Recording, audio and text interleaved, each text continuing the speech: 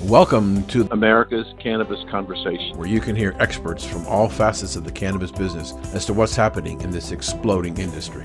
Keep yourself informed. Join the conversation. Hello and welcome to America's Cannabis Conversation Quick News. I'm your host, Dan Perkins.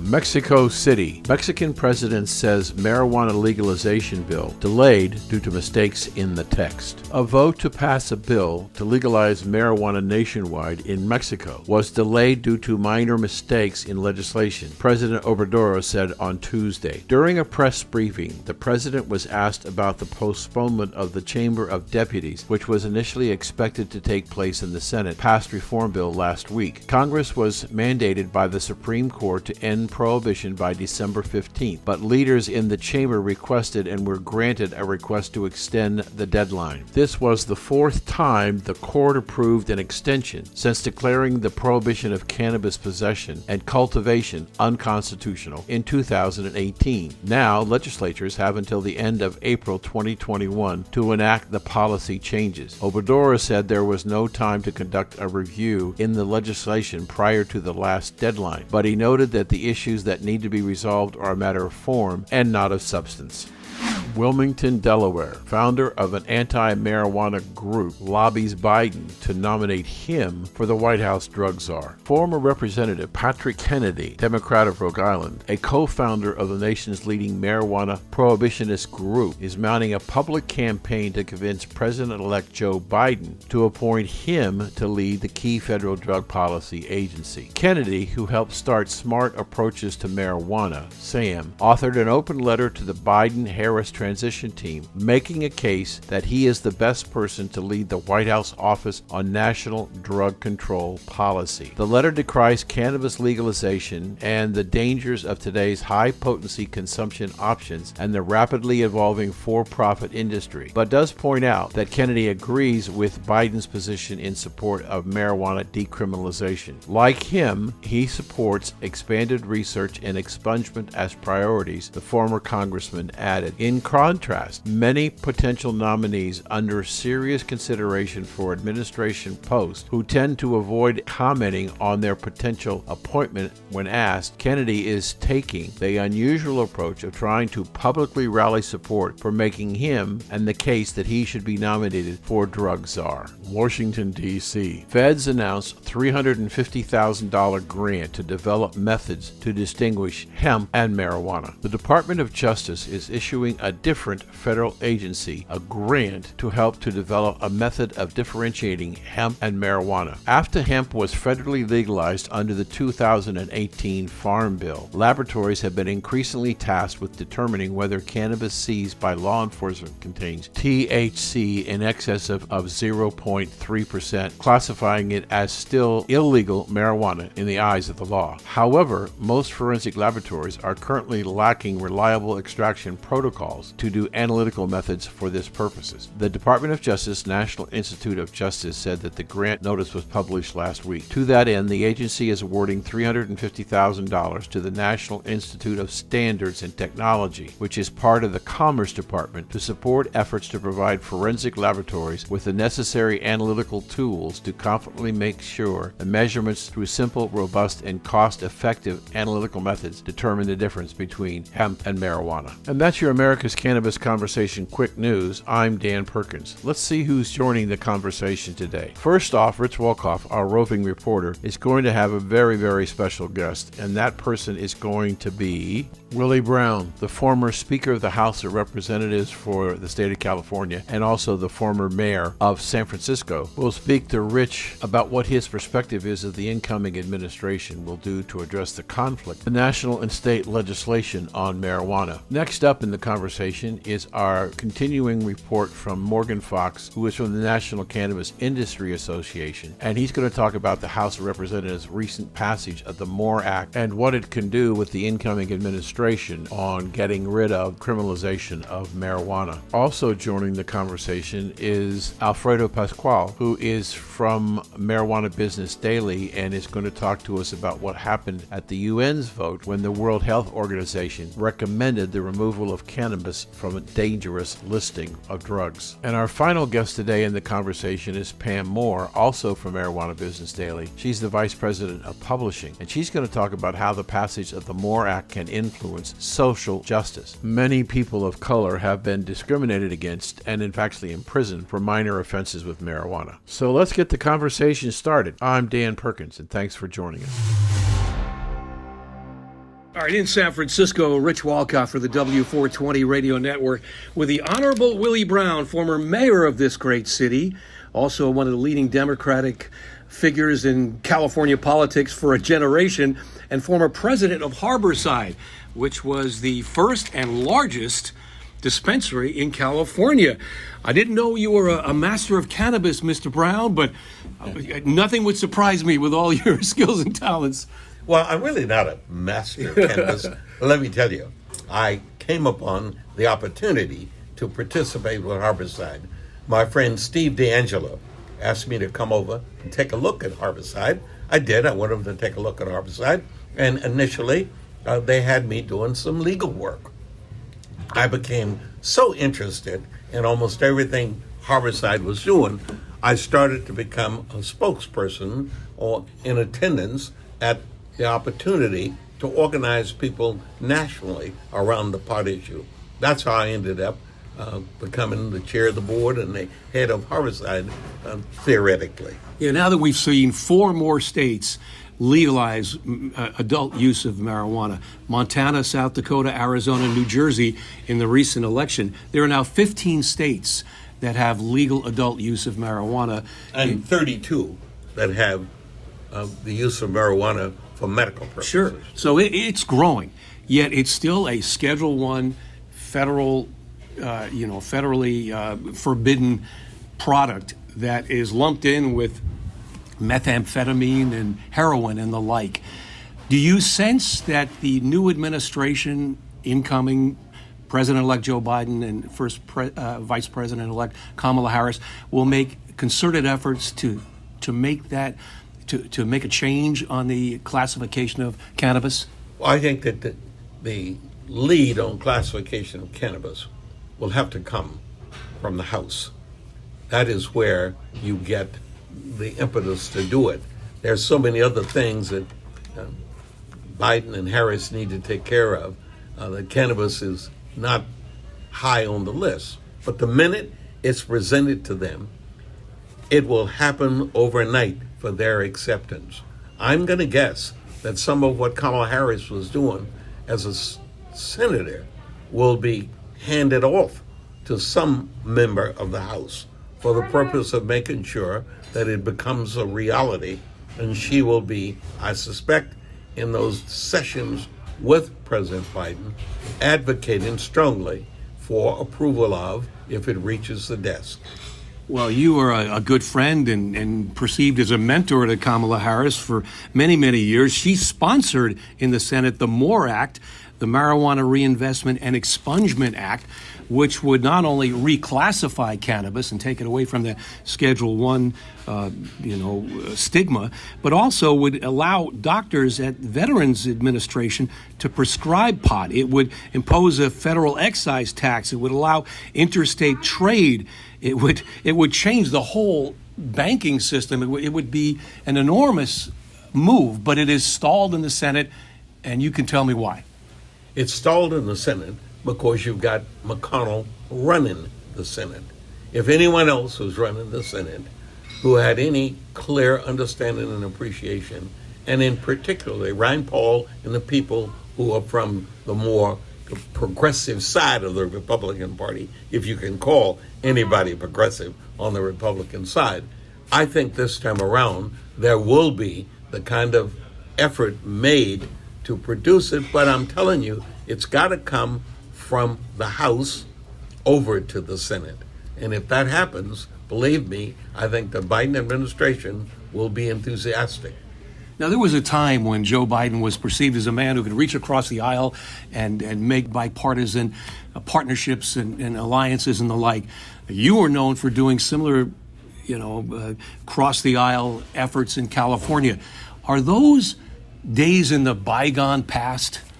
No, they're not. I am telling you that the existence of Trump, more than anything else, has created what appears to be a point beyond which people cannot cooperate. Once Trump is removed, the national scene will be dramatically different. There will be people in the shoes of McCain, in the shoes of people similar to McCain who were there, and they will be the individuals who will be looking for solutions to issues that will not necessarily be flavored with the tribal kind of influence that has come from the Trump world. When we look at the sales of cannabis worldwide, $12 billion in 2018, it's expected to be $31 billion by 2022.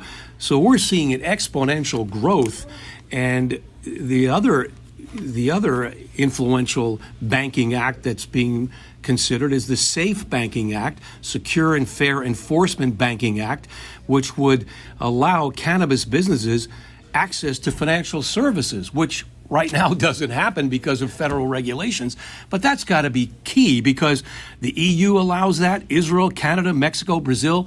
We are way behind the world when it comes to the business considerations for cannabis distribution. Well, fortunately, again, a Californian will have something to say about that. Maxine Waters chairs the Financial Services Committee in the House, and Maxine Waters has been there now for 28 years. She comes from South Central Los Angeles area. She understands very clearly what the issues are.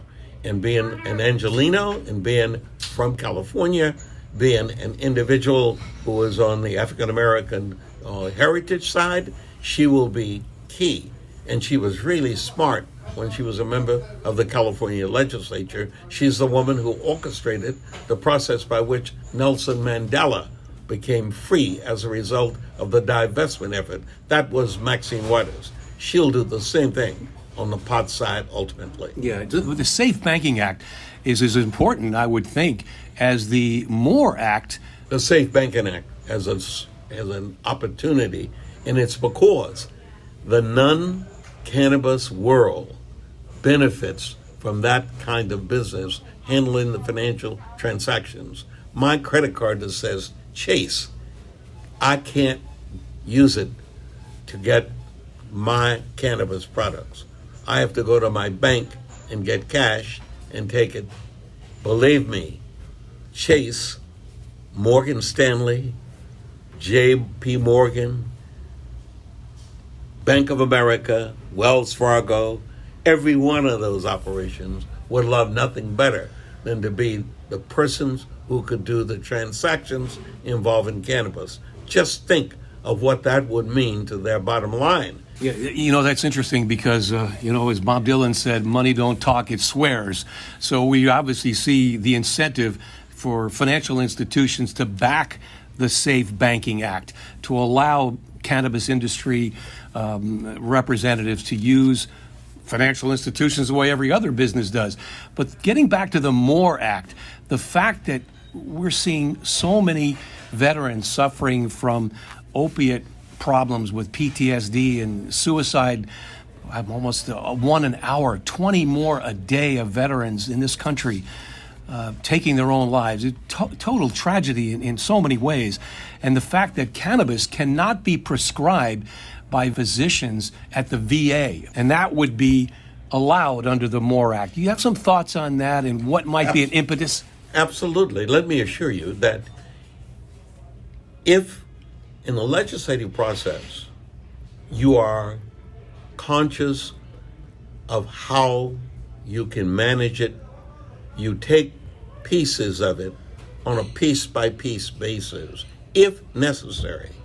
Clearly, if you have the aroma of veteran needs being addressed effectively, you instantly take away the criticism that comes from people who say no pot.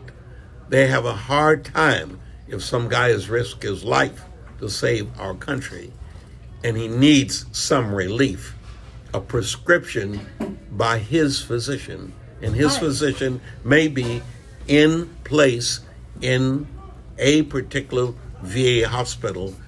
It would be clear that that individual and those individuals would be in need. Even the most strident person on the issue would have to relent. Yeah, isn't it curious that it would possibly take veterans in need of a medicine that heretofore perceived as sort of this diabolical weed in the eyes of many in the old school view, but that's evolving and that's changing. But you've been around a number of decades to see the change in the perception of cannabis. So you just talk to me about how that is evolving, and it's maybe escalating or accelerating faster than anyone would have imagined. Well, it's all because the business of communicating in this country plays a great role in educating people and changing the views of people. And social media does that probably more effective than any others. Social media can be destructive, as the Trump operation has proven, period. But on the other hand, it can be clearly informative, clearly uplifting in some cases, and educational. And believe me, what happens with veterans, we get better reaction when the world knows what we're doing with veterans. Many years ago, we only knew about the veterans in our own neighborhood, our own friends, our own relatives. Now we know the veteran who may live in St. Louis or Mineola, where I came from, or in Denver, or in Washington. It's amazing how the communication system can equip us to be sympathetic, sensitive, and humane, no matter where. Yeah, and speaking of the evolution, I mean, Kamala Harris, the vice president-elect, a few short years ago was prosecuting people as an attorney general in California with marijuana offenses, and now she's one of the leading advocates to expunge those criminal records. And it would really mean a lot in the minority community, in the underserved communities, and the poor people who are disproportionately arrested, convicted, and sentenced. There are so many people whose lives have been altered, whose careers have been destroyed because of the horror laws that we had in place surrounding cannabis, nationally and state by state. Kamala Harris, as a true prosecutor, obeyed whatever was on the books. She applied her skills for the purpose of the content of that against whomever might be so exposed. In the process, she clearly gained a considerable amount of knowledge, and it gives her greater credibility inside of the administration of Joe Biden to be able to say, I was there, I did it, I put some of those people away. Some of those people should not be continuously burdened with a tag that they were somehow incarcerated because of what never should have happened. The law was the law then. We changed the law now. We also have to change the history of the law to remove those disabilities associated with people who were so convicted. You're very passionate about it. Are you optimistic that we'll see these changes evolve in the next administration? I am certain that we will see the changes in the next administration. That's awesome. Willie Brown, great to see you in your town of San Francisco, where you were the mayor and a longtime Democratic stalwart in California politics. Rich Walkoff on the W420 Radio Network. In case you missed any of this interview or want to hear more of it, the W420radionetwork.com. You go to archive there and you'll learn more. We'll be right back. You're listening to America's Cannabis Conversation on W420radionetwork.com.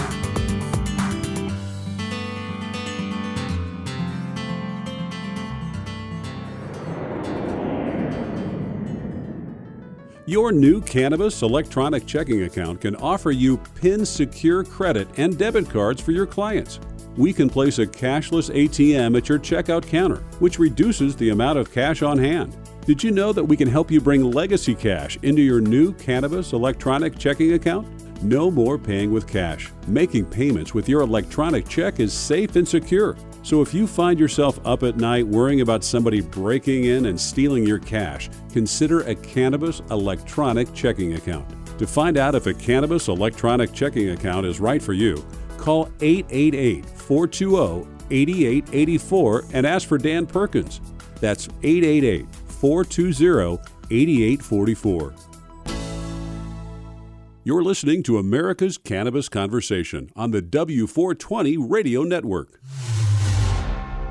Welcome back to the conversation, and joining us today is one of our regulars, Morgan Fox from the National Cannabis Industry Association.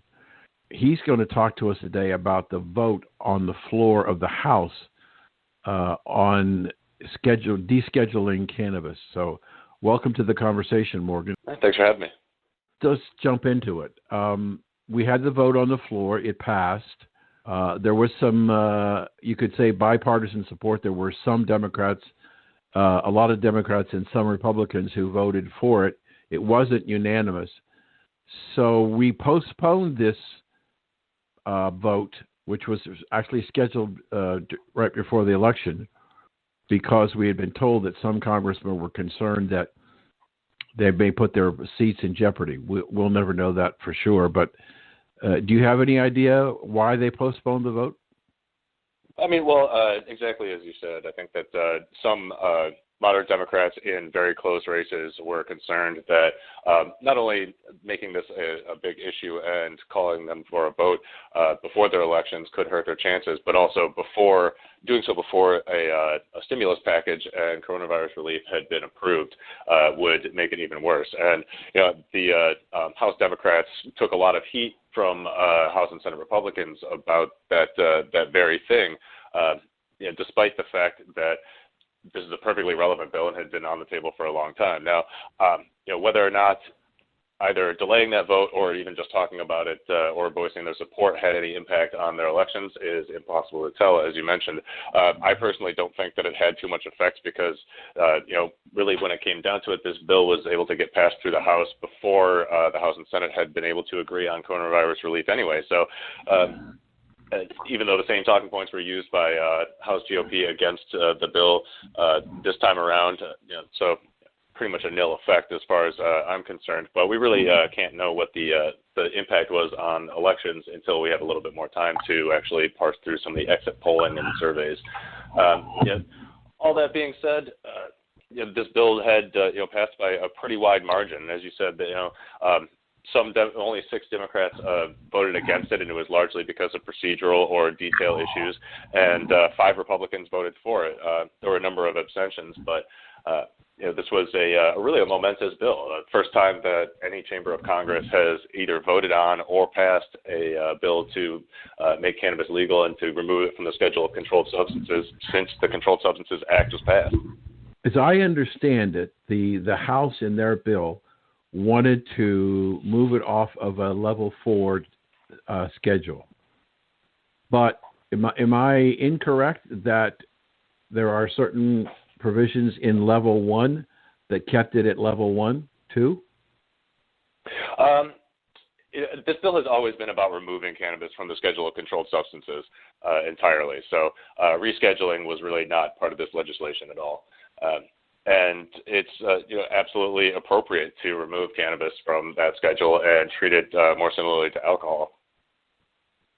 So when we had after our vote in the House, we had the UN vote on removing cannabis on a global basis from the Schedule 4, but as I understand it, they still kept it in certain situations as a Schedule 1 controlled substance. So, and yet the United States voted in favor of the World Health Organization recommendation to the UN. So, are we in the same church, or are we doing different things in our country? Well, I mean, obviously the direction that states are moving, as well as the direction that Congress seems to be moving, are in the right direction and supported by science.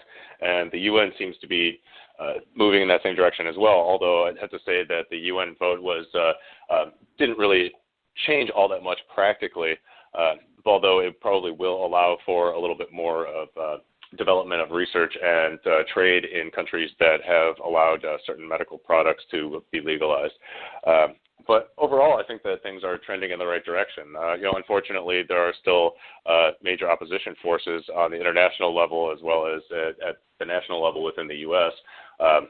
And it does not help that Russia, which is very, very anti-cannabis country in terms of its representation at the UN, is nominally in charge of the UN Office of Drug Control. And so that is going to continue to present barriers to rational drug policy reform at the international level. But what we're seeing is that more and more countries are starting to look at either regulating cannabis for adults, but particularly for medical purposes. And if the U.S. doesn't move quickly to institute rational policy changes through things like the MORE Act, we're going to get left behind in the international market. There are some people that are now saying, Morgan, that the implication of the UN bill or the UN vote is that because we still have certain restrictions in the United States that we've not been able to legislatively eliminate, that cannabis industry within the United States may be subject to acquisition by foreign powers, foreign corporations who want to not only get in the manufacturing process, but the distribution process in the United States as part of their overall business strategy. Have you heard any of those kind of thoughts? I mean, well, I'm sure that there is some foreign investment within the U.S. cannabis industry and probably some at least partial ownership. I haven't heard a whole lot about that becoming a major trend, and there are certainly some political and legal concerns when anybody on the investor side or on the receiving end of those investments is starting to consider that. But as far as I know, it's not illegal and hasn't been for some time. I think that it really just depends on what the rules are in the investor home country. So if we look at this bill, will it go any further without a majority vote in the Senate? Well, it definitely will not come up during the lame duck session. And it's doubtful that it would be called for a floor vote in the Senate as long as Republicans continue to control that chamber. And even if both Democratic candidates in Georgia are able to secure wins, that doesn't necessarily mean that the votes are there to pass such comprehensive legislation. But it does mean that we'd be much more likely to be able to get hearings and votes on incremental changes, and certainly be able to start moving things like the MORE Act through committee very quickly, or at least much more quickly than under GOP control. If that is not the case and GOP retains control of the Senate, I think that we can still expect to see hearings and votes on the more incremental changes. They just might not happen as quickly, and it drastically decreases the chances of there being any major hearings or votes on comprehensive changes like the MORE Act. That being said, I think it's pretty clear that both recent polling as well as the results of the elections and ballot initiatives in Montana, South Dakota, and Mississippi should be sending a clear signal to conservative lawmakers that support for this is growing among their base, and that at some point they are going to start facing severe political consequences for impeding the progress of things that are not only popular among their base, but are also the law of their constituents. So your organization would be opposed to going from 4 to 3. You would rather see total descheduling. Is that a fair assessment? Well, cannabis is Schedule 1 according to the Controlled Substances Act, and it would have to go down to 4 or less in order to no longer trigger 280E. Really, any form of descheduling would be incredibly problematic, as well as not appropriate either legally or scientifically. And what are the challenges of not getting rid of it, but reducing the schedule number? Why would there be a problem with going from 4 to 3? Well, I mean, you mean from 1 to 2, or any of the below ones? Because Schedule 1 is the highest level where cannabis is now. Right. But so, am I wrong? I thought it depends. Well, I mean, regardless of the schedule, basically it really depends on which schedule it gets moved to that triggers different actions. But none of the rescheduling would resolve the federal-state conflict. Cannabis could still be treated as a criminal substance at the federal level, and in some of the schedules, it would actually force existing dispensaries to become pharmacies, which would be incredibly difficult and kind of decimate the entire industry, whether it be medical or adult use. It also doesn't do anything to resolve the international treaty issues that we were talking about earlier. There's a number of other issues, and really across the board, it's really just a bad move, both financially and in terms of public policy, to really be pushing for rescheduling as opposed to descheduling. Do you think that we'll get favorable legislation in 2021? Well, the issue is definitely going to be under consideration in both chambers. I think that it's going to take an awful lot of pressure to get movement in a Republican-controlled Senate, as we spoke about before. But regardless, I think that there's also going to be a lot of discussion in the House about how exactly to regulate cannabis should it end up becoming legal and descheduled. So, I mean, whether that is in the form of an amendment to the Moore Act or through standalone legislation, but it's certainly going to be under consideration. It's probably a little bit too premature to say that anything is going to pass next year, but the possibility is there. However remote it may be, it's definitely there. Regardless, we are going to see forward momentum on not only the issue generally as well as descheduling and more comprehensive bills, but also a lot of the more incremental bills that deal specifically with things like 280E or research, as we saw that just passed this week in the House, or access through by veterans, and various things like that. Hopefully, we'll also see movement on banking and access to things like the Small Business Administration loan system. So unfortunately, Morgan, we're out of time. Tell the audience how they can follow your organization and your positions. Great. Well, we're available on the web at thecannabisindustry.org, and you can find us on Facebook, Twitter, LinkedIn, and Instagram. Thanks for joining us today. Thanks for having me.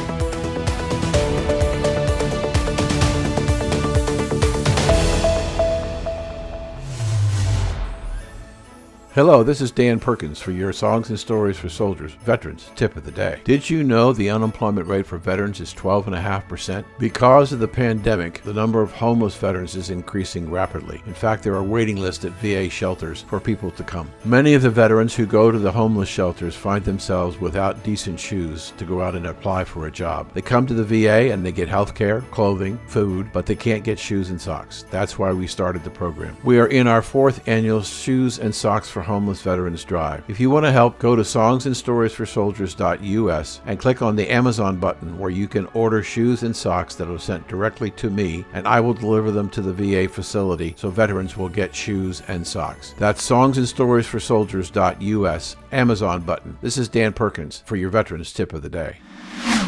Welcome back to the conversation, and joining us today is Alfredo Pascual, the international analyst at Marijuana Business Daily. I'm going to talk about something that we're talking a lot about in the United States, and that is a recent UN vote on cannabis. So welcome to the conversation, Alfredo. Thank you for having me here. You're welcome. Thank you for taking the time to join us. Can you please tell our audience and me what happened at the UN? All right. So maybe first I will say what happened in technical terms, and then your next question will probably be what that means. But I'd rather start with what happened in technical terms. So what happened was that the United Nations Commission on Narcotic Drugs, that's the main drug policy making body in the United Nations. Basically, the countries of the world are the Commission on Narcotic Drugs, represented on the Commission on Narcotic Drugs. That agency, UN agency, decided to accept one World Health Organization recommendation to remove cannabis and cannabis resin from Schedule 4 of the 1961 Single Convention on Narcotic Drugs. At the same time, the Commission on Narcotic Drugs, known as CND, rejected the other 5 WHO recommendations, or at least rejected some of these and then didn't vote on the other ones because these other ones were implicitly or explicitly connected with the ones that were rejected. So they didn't vote on each of the 6 recommendations. And for some context, so I mentioned the Commission on Narcotic Drugs, the World Health Organization, and the 1961 Single Convention. So the way that international drug control works, or at least of how it works, because it is more complex than this, is that there are 3 main international drug control conventions. The 1961 is one of the, I mean, all 3 conventions are important for cannabis, but in this particular case, regarding these recommendations and the change that happened a few days ago, what matters the most is that cannabis was originally included in the 1961 Single Convention on Narcotic Drugs as cannabis in Schedule 4 of that convention. And the way that the convention works is different to, for example, how the United States schedules work. So some might think that Schedule 1, 2, 3, 4 go in increasing or decreasing order of control or how strict these controls are, but that's not exactly how it works. Substances in Schedule 4 of the 1961 Convention are a subset of those that are already in Schedule 1. And substances in Schedule 1 are already the ones that are required the highest level of international control, meaning countries need to provide estimates to the United Nations, a system of import-export permits is required, etc. So why is there a Schedule 4 if substances in Schedule 1 already have the highest level of control? Well, that was something that was done to signal that a group of substances in Schedule 1 have very, very, very limited medical utility and or no medical utility and are very dangerous. So there you have, for example, carfentanil, which is a substance that is extremely dangerous that the Russian army used a few years ago in a hostage situation in a theater, killing more than 100 people accidentally. And it's really dangerous stuff. And cannabis was included there with these substances that have no or extremely limited medical value and are extremely dangerous.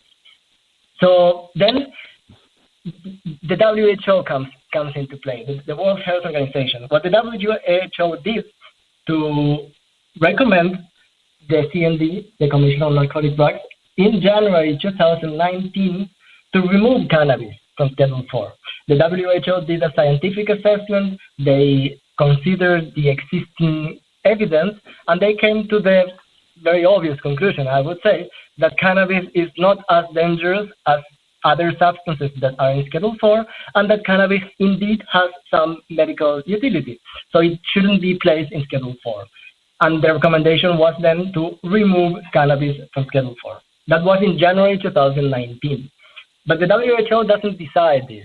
The WHO recommends, and then it's up to the CND, the countries, to decide what to do with that.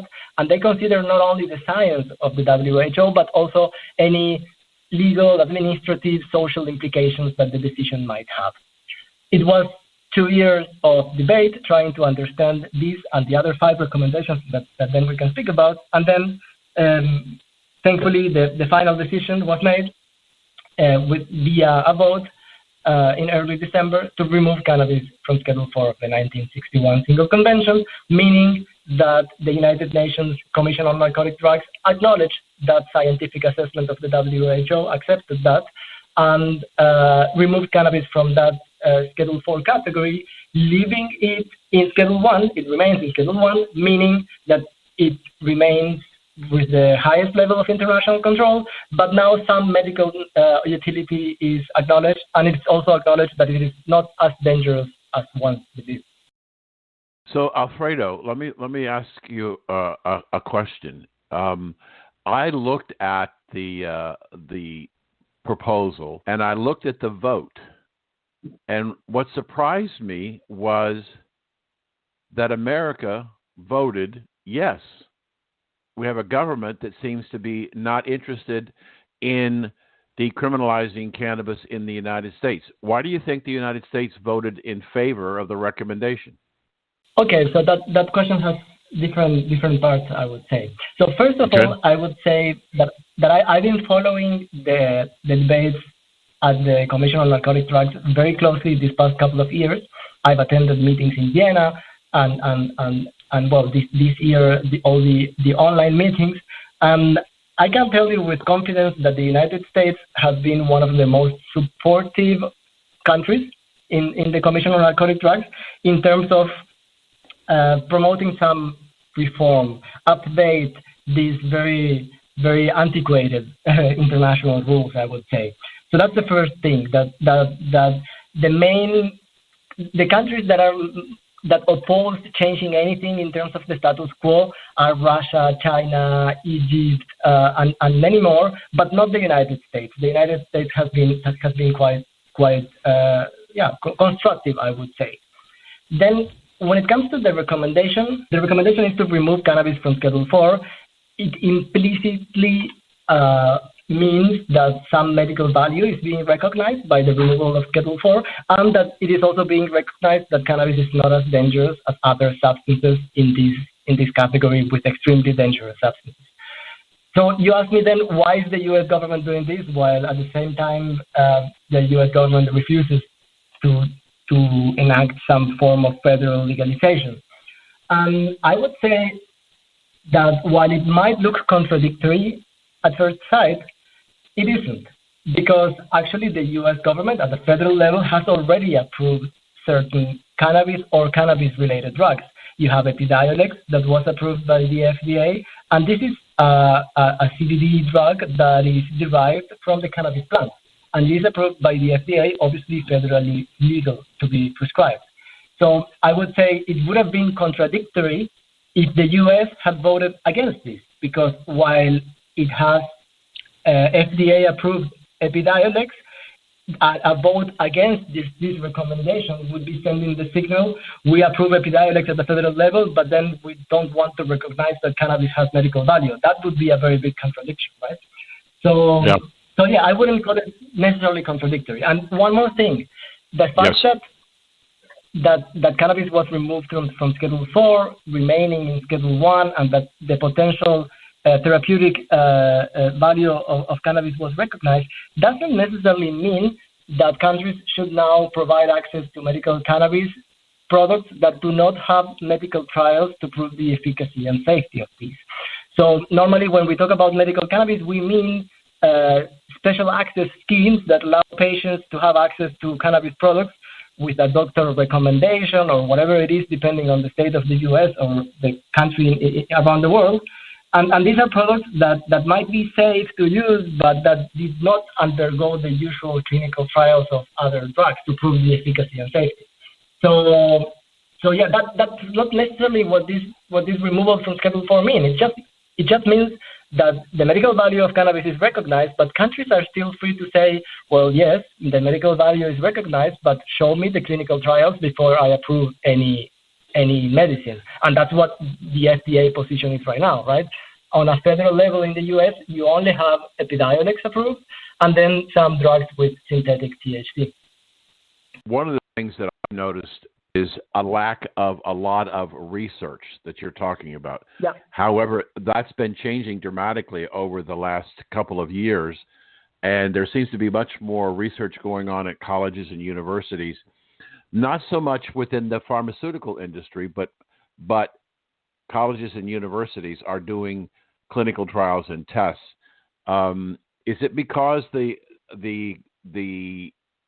pharmaceutical companies are still concerned about the federal status and they don't want to jeopardize their businesses because they might get arrested for dealing with an illegal drug?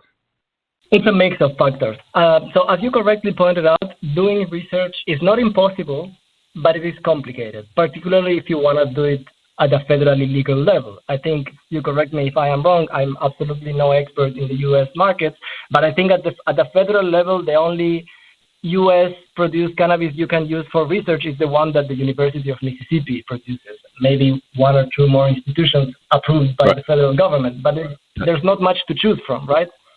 Right. Got it. So then research, it is not impossible, but it is complicated. And then the question I think that is worth asking is why is research complicated in the first place? So why do we have these strict rules in the U.S. that discourage research? And I would say that part of the explanation is the scheduling of cannabis on an international level. The fact that it was included until recently, a few days ago, in Schedule 4 of the 1961 Convention. And again, substances in Schedule 4 of the 1961 Single Convention, this is the category of substances that the UN is saying has the least, the no medical value or very limited medical value,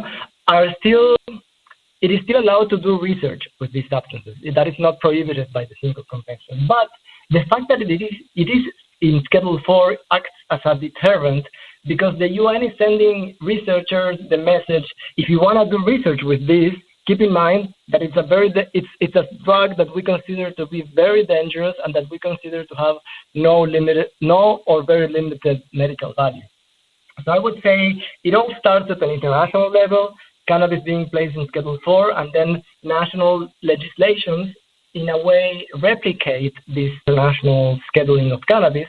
And because cannabis was in Schedule 4, I would say that was part of the explanation why it was scheduled in such a strict category in the U.S. Controlled Substance Act as well, and why then it becomes so complicated to do research in the U.S. at the federally legal level. However, I don't want to promise anything, obviously, but one of the implications of the change at the UN level. Hello? I'm here. You have me there? Yes. Yeah, okay, sorry for that. So one of the changes that we can see at national level now is the possibility of rescheduling at national level as well, or at least making the rules broaden the rules to allow for more research. So because now the UN recognized cannabis shouldn't be placed in the strictest category anymore, so why not do that at the same level, right? Of course, the decisions will be made on a national level, and I'm not saying that this will happen next week, but it is definitely good news, right? So there's one good argument to ask the U.S. federal government to broaden or loosen the rules that allow to do research on a federal level, and tell the U.S. government, look, you voted for this in Vienna, so why don't you now be consistent and do the same here at the national level? How can people follow you and what you're doing? You should just go to mjbsdaily.com. We have an international section of the website where my articles are published. Otherwise, obviously, you can also find me in social media, particularly Twitter and LinkedIn. Just searching Alfredo Pascual, MJB's Daily, you will find me. Super. We've been speaking, as said today, to Alfredo Pascual, the international analyst at Marijuana Business Daily, and he's been talking about what happened at the UN and its vote. And Alfredo, we need to have you back again to talk about what are the implications in Europe and other parts of the world. So thank you for joining us today.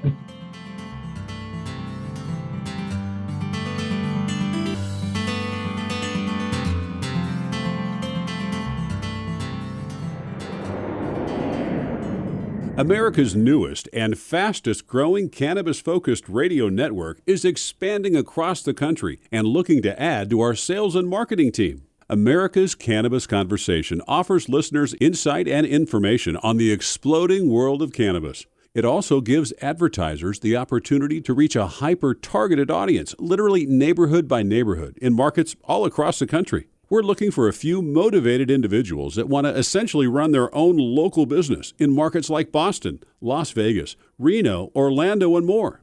To learn more about this exciting opportunity or to apply, visit americascannabisconversation.com.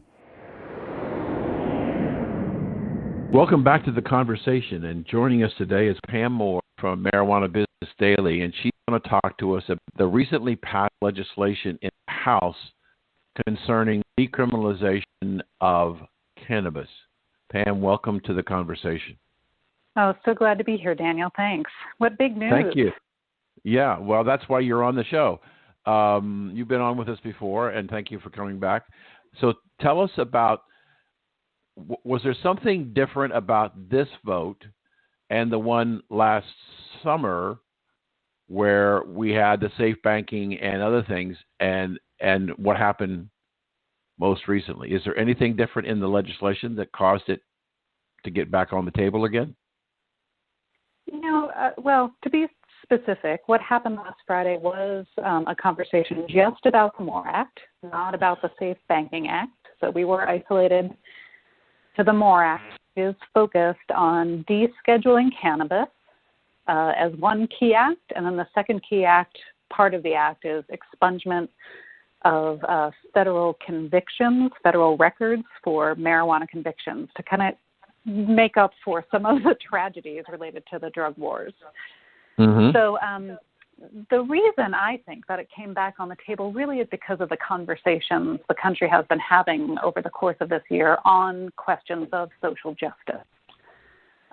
So that, and by that, I mean both the kinds of protests and marches we saw over the spring and summer related to Black Lives Matter, and that kind of bringing to awareness of all the social inequity in American society, coupled with the way that the COVID virus, of course, has impacted Black and brown people disproportionately. I think we just have heightened awareness of issues of social justice.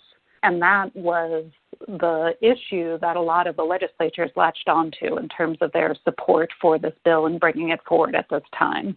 In relation to COVID, Black and brown people are more likely to be essential workers. They're on the front lines in healthcare and grocery stores, driving buses, doing transportation, often marginalized into those kinds of roles, or otherwise are in those roles more often because of things like the way that real estate gets sold. They're kind of forced into housing where more people are living in a single dwelling, less represented in healthcare, for really good reasons, more likely to be skeptical about healthcare.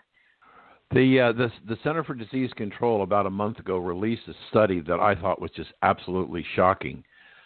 They said that 1 in 4 Americans are seeing increases in anxiety and depression. 25% of the country is suffering from anxiety or serious depression. The center was saying that they believe that a great cause of that is COVID-19.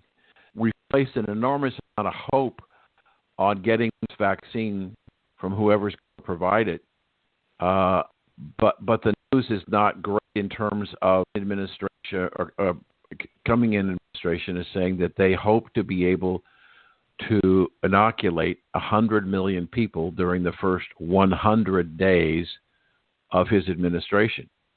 And that sounds terrific, except there's 227 million that wouldn't get it.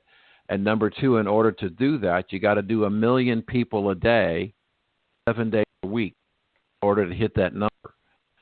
So I'm concerned that we have placed a great deal of false hope on near term that the vaccine is going to do anything, regardless of the color of our skin.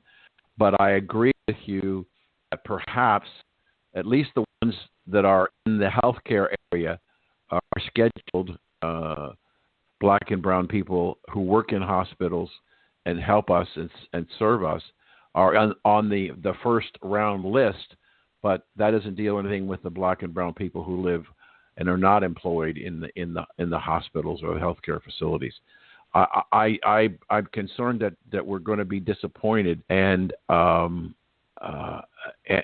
people who were frustrated last summer are going to wind up being more frustrated, and I don't know how the passage of the MORE Act is going to impact them. Do you have thoughts on that? Well, I do think that at least having a vaccine potential is helpful. Of course, people are depressed and anxious Like, who is not? I'm surprised it's only 1 in 4. Actually, interestingly, that's one of the reasons I think that we've seen so much increase in marijuana and, for that matter, CBD sales over the course of 2020. People self-medicating a bit to get through. It's in terms of the MORE Act and its impact on social justice. I think there's 2 streams of thought that I've heard in reaction to the vote in the House. One is that, of course, a big point of it coming to the floor, as we've mentioned, and a big point of the act itself and the language in the act is to provide some level of social equity. So there's recognition that Black and brown people have been disproportionately targeted. In the war on drugs, we have way too many people at the federal level in the criminal justice system because of marijuana, when actually its use is just as high in white communities as in other communities. So it's meant to recognize that and expunge those records. Sounds like a good thing, and it is a good thing. There are some rubs, though, as well, that I think lots of people are chatting about now, too. So the rubs include, at the sort of last minute, there was a late amendment to the MORE Act that allowed the federal government to prevent people with marijuana-related felonies from working in the cannabis industry. So a little bit of a contradiction in terms of what we're meant to achieve. So your record would be expunged, but you still wouldn't necessarily be allowed to work in the cannabis industry. Wow. We see the same things. Yeah, interesting.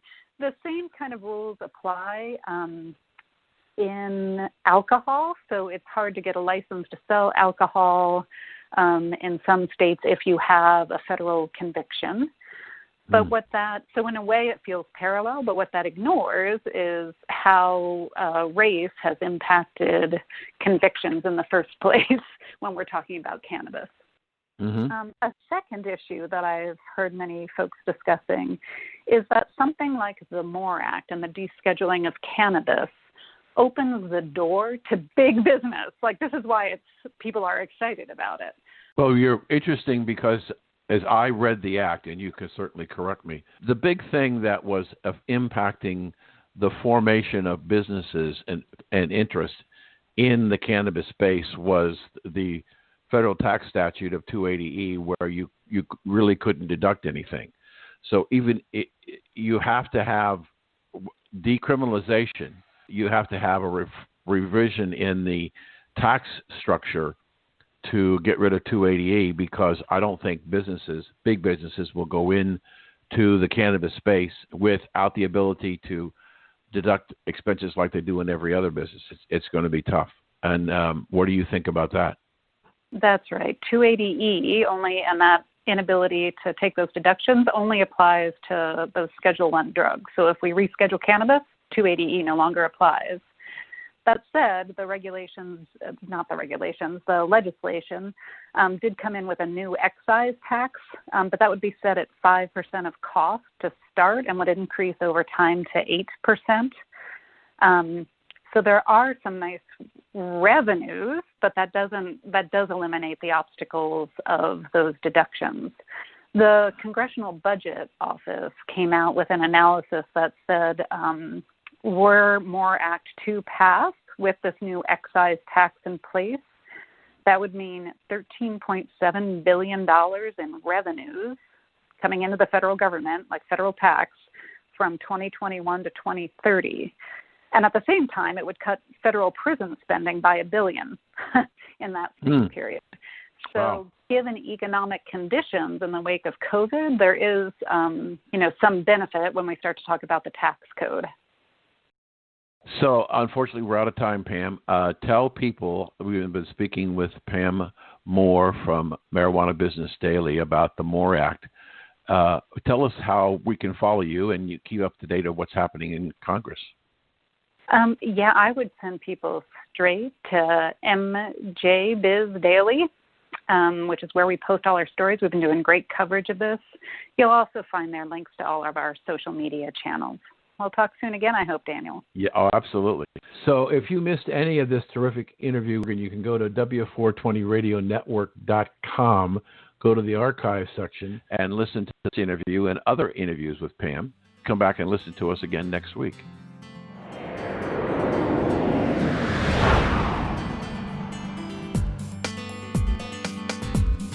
Thank you for taking part in America's Cannabis Conversation. To hear this show in its entirety or to hear any of our archive shows, log on to americascannabisconversation.com and tune in next Saturday at 4:20 p.m. for the next installment of America's Cannabis Conversation.